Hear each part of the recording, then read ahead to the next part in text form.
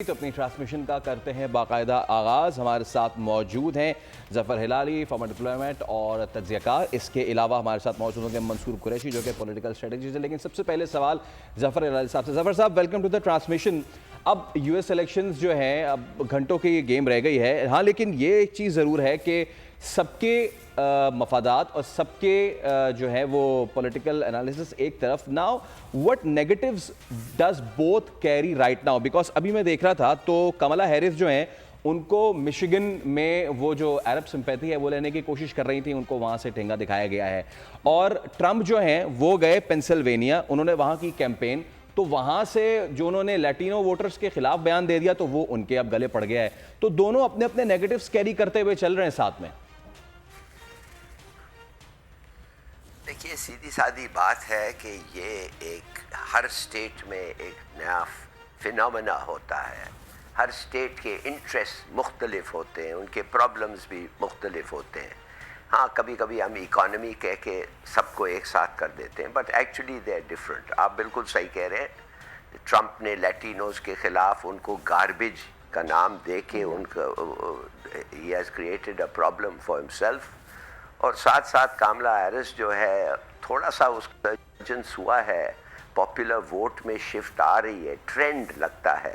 مگر میرے خیال میں دیکھیے, امریکہ میں اس کا مطلب تو نہیں ہے نا کہ اگر آپ پاپولر ووٹ جیت جائیں اس کے معنی آپ الیکشن جیت جائیں. ہلری کلنٹن نے 3-4 ملین ووٹس زیادہ پائے تھے ٹرمپ سے, مگر ان کا سسٹم ایسا ہے کہ even if you won the popular vote اس کا مطلب نہیں ہے کہ یو ون دی الیکشن. تو یہ بہت سارے ایسے فیکٹرز ہیں. اچھا, اگر ہم ماضی پہ نظر ڈالیں, جو 2 انتخابات کو اگر ہم دیکھتے ہیں, لاسٹ 2 جو ان کے الیکشنز ہوئے ہیں, مشیگن ایک ایسی ریاست رہی ہے, کہا جاتا ہے کہ جو وہاں سے جیت جاتا ہے پھر اس کے لیے صدر کی کرسی پر بیٹھنا بڑا آسان ہو جاتا ہے. Do you think is it right thing, اس میں کوئی ریالٹی ہے؟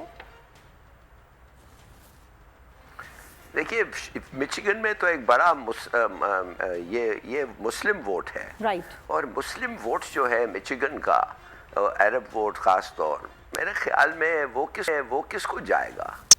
ہیرس جس کا صدر جو بائیڈن جو اس کا وہ ساتھی اور صدر تھا, انہوں نے تو ہی has helped Netanyahu, an international criminal, اس کو تو جینوسائیڈ میں مدد کی ہے اس نے, تو ان کو ووٹ نہیں کرنا چاہیے ہیرس کے لیے.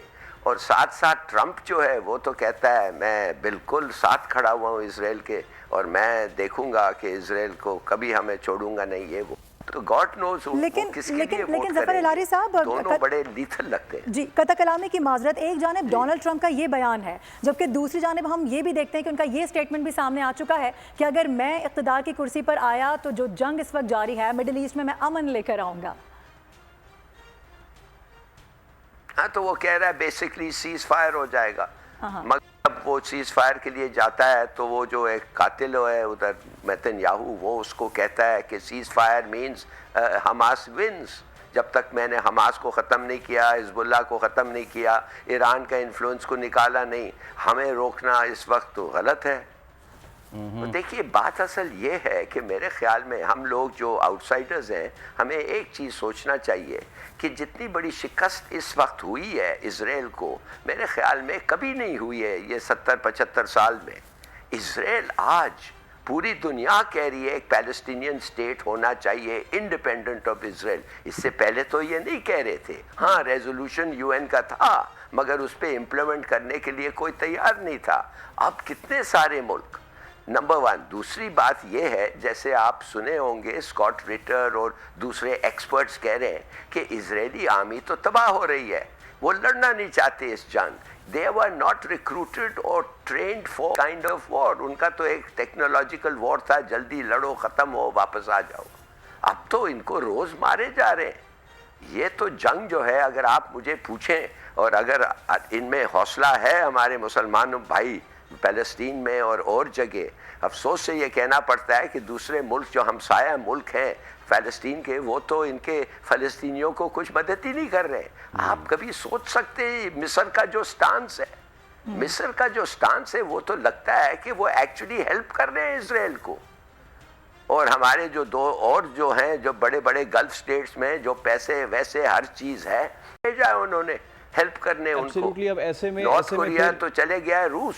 बिल्कुल जफर साहब, फिर ऐसे में यही सवालात उठ जाते हैं कि आगे मशरक़ वसत का क्या होगा। हाँ, लेकिन एक चीज़ ज़रूर है और वो ये कि do you agree to this notion कि क्योंकि यूएस इलेक्शंस में यूएस इलेक्शंस आए, अच्छा जो बाइडन जो थे वो he was running for the campaign, लेकिन फिर वो पीछे हट गए, थोड़ी सी डिस्टेबलाइजेशन हुई और क्योंकि वहाँ पे एक लगून एक स्पेस सा आ गया, इसलिए इसराइल को ज़्यादा मौका मिला कि वो जो चाहे जैसे चाहे कर सकता है, खुलकर जो है वो करता रहा। डू यू थिंक कि वंस पोटस डिसाइड हो जाए उसके बाद ये चीज़ ख़त्म हो सकती है, या फिर अगर डिसाइड हो भी जाए तो भी इसराइल विल गो बॉन्कर्स?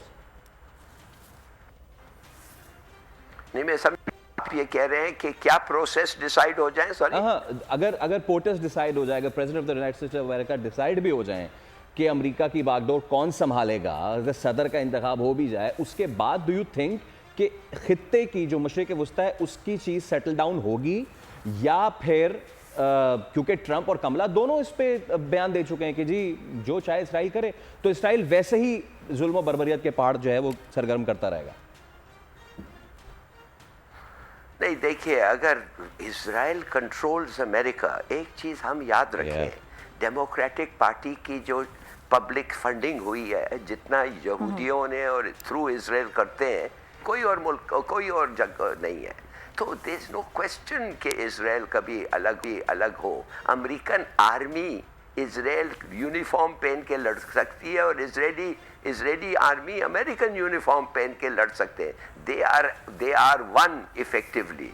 तो मेरे ख्याल में ये कहना कि इससे टूट जाएंगे, इंशाल्लाह टूटेंगे, मगर वो उस वक्त टूटेंगे जब इजराइल को ठीक तरीके से शिकस्त होगी।